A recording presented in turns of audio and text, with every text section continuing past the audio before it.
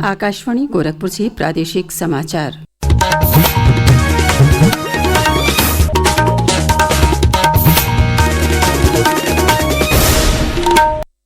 नमस्कार। समाचार बुलेटिन के साथ मैं सुषमा श्रीवास्तव। पहले मुख्य समाचार। वक्फ मामले में सर्वोच्च न्यायालय ने केंद्र सरकार को 7 दिनों में जवाब दाखिल करने के दिए निर्देश।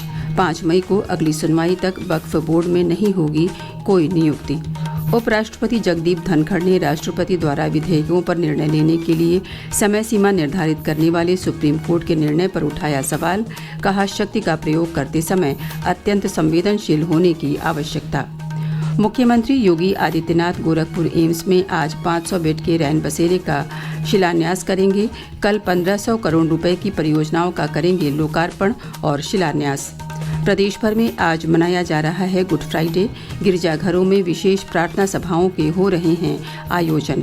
और तेज हवाओं तथा बारिश के कारण कई जिलों में बदला मौसम का मिजाज। मौसम विभाग ने पूर्वी उत्तर प्रदेश के लिए जारी किया येलो अलर्ट। और अब समाचार विस्तार से। सर्वोच्च न्यायालय ने कल वक्फ संशोधन अधिनियम 2025 को लेकर दाखिल याचिकाओं पर सुनवाई करते हुए केंद्र सरकार को 7 दिनों के भीतर अपना जवाब दाखिल करने का निर्देश दिया है। पेश है एक रिपोर्ट।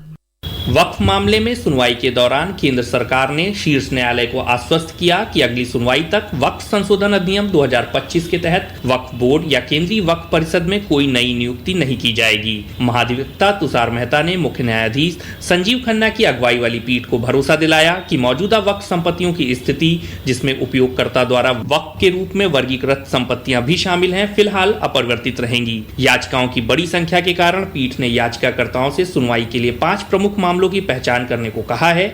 इस मामले की सुनवाई अब 5 मई को होगी। आकाशवाणी समाचार कक्ष से ओम अवस्थी। उपराष्ट्रपति जगदीप धनखड़ ने राष्ट्रपति द्वारा विधेयकों पर निर्णय लेने के लिए समय सीमा निर्धारित करने वाले सुप्रीम कोर्ट के हाल के निर्णय पर सवाल किया है। उन्होंने कहा कि ऐसी स्थिति नहीं हो सकती कि न्यायालय देश के राष्ट्रपति को निर्देश दे। उपराष्ट्रपति ने कहा कि सुप्रीम कोर्ट केवल संविधान की व्याख्या कर सकता है। श्री धनखड़ ने कल नई दिल्ली में उपराष्ट्रपति आवास में राज्यसभा प्रशिक्षुओं के 6ठे बैच को संबोधित किया। उन्होंने कहा कि भारत ने ऐसे लोकतंत्र की कल्पना नहीं की थी जहां न्यायाधीश कानून बनाएंगे, कार्यकारी कार्य करेंगे और सुपर संसद के रूप में काम करेंगे। श्री धनखड़ ने कहा कि शक्ति का प्रयोग करते समय अत्यंत संवेदनशील होने की आवश्यकता है। उपराष्ट्रपति ने कहा कि लोगों द्वारा चुनी गई सरकार संसद के प्रति उत्तरदायी होती है और कोई भी व्यक्ति प्रश्न पूछ सकता है, लेकिन कार्यकारी शासन न्यायपालिका का होने पर कोई व्यक्ति कैसे सवाल पूछ सकता है और चुनाव में किसे जवाबदेह ठहराया जा सकता है। मुख्यमंत्री योगी आदित्यनाथ आज दोपहर बाद गोरखपुर दौरे पर आएंगे। वे अखिल भारतीय आयुर्विज्ञान संस्थान एम्स गोरखपुर में प्रस्तावित रैन बसेरे के भूमि पूजन और शिलान्यास कार्यक्रम में शामिल होंगे। Power grid corporation of India के सहयोग से 500 लोगों की क्षमता का ये रैन बसेरा 44 करोड़ रुपए से अधिक की लागत से तैयार किया जाएगा। ये न केवल गोरखपुर का बल्कि पूर्वी उत्तर प्रदेश का सबसे बड़ा रैन बसेरा होगा। एम्स गोरखपुर की गवर्निंग काउंसिल के चेयरमैन देश दीपक वर्मा ने बताया कि इस पहल से एम्स में आने वाले मरीजों और तीमारदारों को काफ़ी सहूलियत होगी। गोरखपुर दौरे के दौरान मुख्यमंत्री कल मानबेला में आयोजित एक कार्यक्रम में हिस्सा लेंगे। इस दौरान वे जिले की 1500 करोड़ रुपए की विभिन्न विकास परियोजनाओं का लोकार्पण और शिलान्यास करेंगे।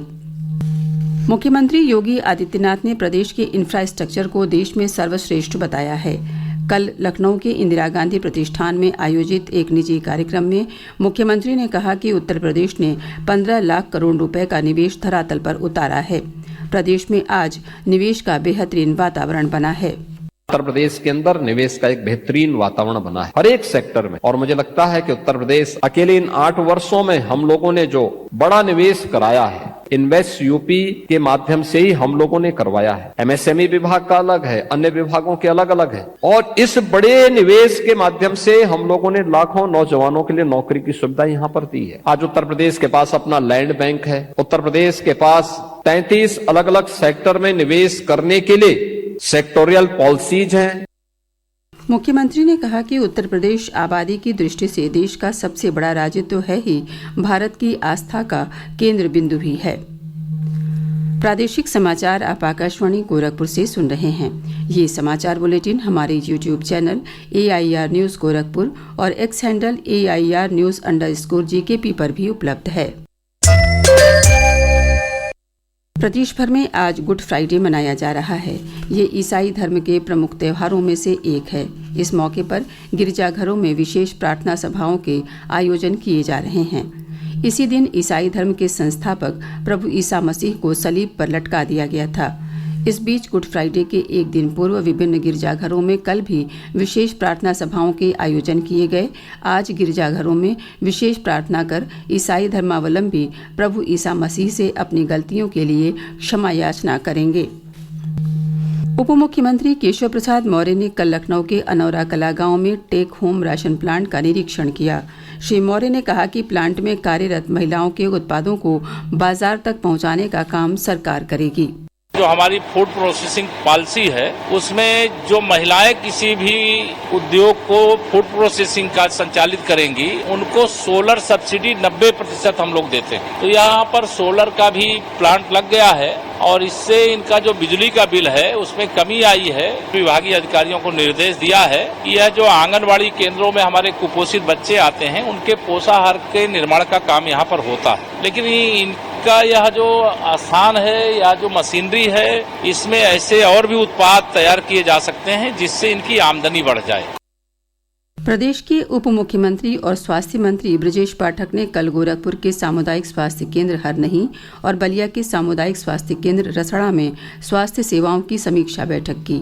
इस दौरान श्री पाठक ने अस्पतालों में साफ सफाई सुनिश्चित करने के साथ ही मरीजों को बेहतर स्वास्थ्य सुविधाएं उपलब्ध कराने के निर्देश दिए। सभी अस्पतालों में साफ सफाई का विशेष ध्यान रखा जाए, चिकित्सक समय से उपस्थित रहे, दवाइयां सभी उपलब्ध है, हर स्थिति में मरीजों को उच्च कोटि की चिकित्सा सुविधाएं मिले और जो चिकित्सकों की कमी है तत्काल भर्ती करें। सीएमओ महोदय को, जिलाधिकारी महोदय को ये अधिकार प्राप्त है, शासन ने अधिकारियों ने दिया है। स्थानीय स्तर पर चिकित्सकों की भर्ती करें और लगातार निगरानी करें जिससे सभी मरीजों को उच्च कोटि की चिकित्सा व्यवस्था उपलब्ध रहे। आज विश्व धरोहर दिवस है। इस आयोजन का उद्देश्य लोगों को कला, संस्कृति और इतिहास से जुड़ी विरासतों के संरक्षण के प्रति जागरूक करना है। विश्व धरोहर दिवस के अवसर पर आज उत्तर प्रदेश राज्य पर्यटन विकास निगम लिमिटेड द्वारा राज्य के 5 प्रमुख ऐतिहासिक स्थलों वाराणसी, लखनऊ, प्रयागराज, झांसी और आगरा में विशेष हेरिटेज वॉक का आयोजन किया जा रहा है। तेज हवाओं और बारिश के चलते कल देर शाम से प्रदेश के पूर्वांचल और मध्य क्षेत्र में मौसम का मिजाज बदल गया है।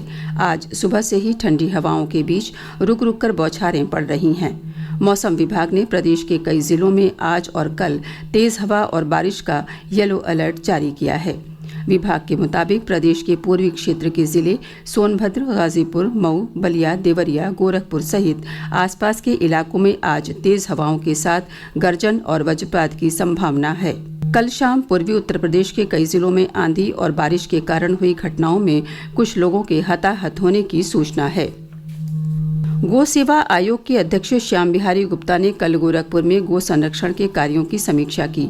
इस अवसर पर पत्रकारों से बातचीत में उन्होंने कहा कि प्रदेश के गो आश्रय केंद्रों के संचालन की जिम्मेदारी अब पशु प्रेमी संस्थाओं को दी जाएगी। और अब अंत में मुख्य समाचार एक बार फिर। वक्फ मामले में सर्वोच्च न्यायालय ने केंद्र सरकार को 7 दिनों में जवाब दाखिल करने के दिए निर्देश। 5 मई को अगली सुनवाई तक वक्फ बोर्ड में नहीं होगी कोई नियुक्ति। उपराष्ट्रपति जगदीप धनखड़ ने राष्ट्रपति द्वारा विधेयकों पर निर्णय लेने के लिए समय सीमा निर्धारित करने वाले सुप्रीम कोर्ट के निर्णय पर उठाया सवाल। कहा, शक्ति का प्रयोग करते समय अत्यंत संवेदनशील होने की आवश्यकता। मुख्यमंत्री योगी आदित्यनाथ गोरखपुर एम्स में आज 500 बेड के रैन बसेरे का शिलान्यास करेंगे। कल 1500 करोड़ रुपए की परियोजनाओं का करेंगे लोकार्पण और शिलान्यास। प्रदेश भर में आज मनाया जा रहा है गुड फ्राइडे। गिरजाघरों में विशेष प्रार्थना सभाओं के हो रहे हैं आयोजन और तेज हवाओं तथा बारिश के कारण कई जिलों में बदला मौसम का मिजाज। मौसम विभाग ने पूर्वी उत्तर प्रदेश के लिए जारी किया येलो अलर्ट। इसी के साथ प्रादेशिक समाचारों का ये बुलेटिन समाप्त हुआ। नमस्कार।